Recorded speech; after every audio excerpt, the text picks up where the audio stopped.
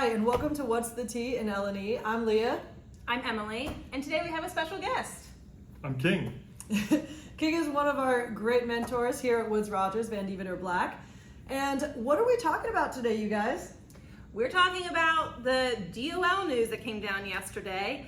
I don't know about you guys, but if somebody told me that I was getting a raise from about $35,000 to $58,000, I think that's a pretty big deal. Oh, that's nice. That's very nice. So what does it mean, a raise in that sense? We're talking about Department of Labor issued a new rule that basically says for exempt employees, now this means they are exempt from overtime requirements, that in order to make an employee exempt from overtime requirements, they have to meet a certain salary threshold in addition to some duties tests, okay? But let's talk about that salary threshold. What does that mean, King? Well, you do, as you mentioned, have to meet all the duties tests of being an executive or an administrative employee, these other white-collar exemptions. But one thing that you also have to meet is you have to at least make a certain salary. And it doesn't mean you're automatically exempt if you make more. You still have to meet that test. But if you make less than this number, you can't be exempt under any of these white-collar exemptions. And so that number, as Emily was saying, is about right now, 36,000? Mm-hmm. Yes. And where is it going? It is going to about, I think, like 43,000 in July of 2024. And then the start of the new year in 2025, it's going to increase to about 58,000. So that's raising the minimum threshold significantly. And it will result in a large impact, across all types of workforces because the jump is encompassing so many employees' pay ranges. Yeah, just last night I was having a conversation with an HR director that has various locations around the East Coast, and they have a lot of store managers that are currently at 52,000, and so they're in this weird juxtaposition where they're okay for the July 1 increase, but then come January, I mean, what are employers doing, King, right now? Between now and January, what should employers be doing? Well, and for those who've been in HR since 2016, you may remember we went through this at that time where there was a proposal to significantly increase the threshold.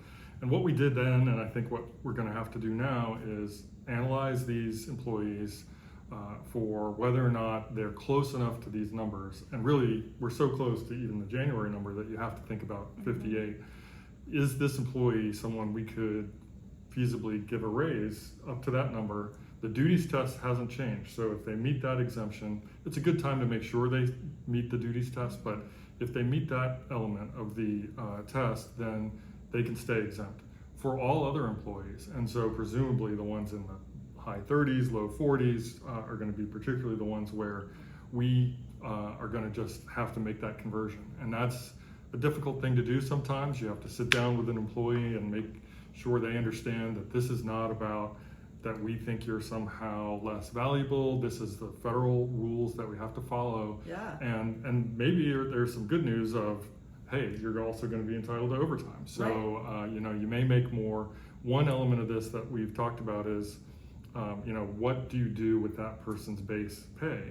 If they typically work over 40 hours in a week, and you just keep their base pay the same, they're going to start making more money just by virtue of this rule, which is great if you can do that. It may be better than giving them a raise up to 58. Yeah. But otherwise you may have to have a conversation about this is your new rate, and yes, it's a little lower than that base rate that you make now, but with the hours you work, you should do better. So that's the kind of conversation we're looking at. And it's not just that employee, right? It will affect other employees as well. There might be some sort of compression effect, or I call it a trickle up effect in a way. If we're going to bump up certain individuals to a higher pay rate or this salary threshold, and they're now making 58,000, the individuals who supervise them, we're going to have to potentially true them up as well or push them up. So there will be a large impact on the workforce. Absolutely. This is certainly not the last we're going to hear about this. We anticipate that it will continue to develop. So follow WRVB. If you're not already signed up for our e-alerts, we'll be doing some further written analysis and keeping you informed as this progresses. And one other thing I was going to say about it is, like everything these days, it's probably going to be challenged in court. And those lawyers. Yeah, it was in 2016, and because the election sort of caused a redo of the rule, it never really got to fruition. But we will find out, I think, whether or not the courts agree that the DOL can do this. Yeah. Well, thank you for joining us, and we'll see you next time.